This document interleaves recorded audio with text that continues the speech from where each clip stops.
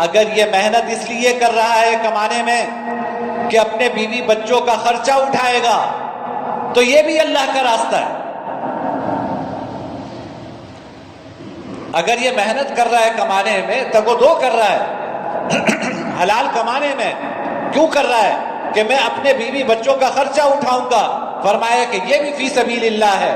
پھر فرمایا کہ اگر یہ کمانے میں محنت اس لیے کر رہا ہے کہ اپنے بوڑھے ماں باپ کا خرچہ اٹھائے گا، فرمایا کہ یہ بھی اللہ کا راستہ ہے۔ پھر تیسری مرتبہ فرمایا کہ اگر یہ محنت اس لیے کر رہا ہے کہ مجھے کسی کے سامنے دستے سوال دراز نہ کرنا پڑے، فرمایا کہ یہ بھی اللہ کا راستہ ہے۔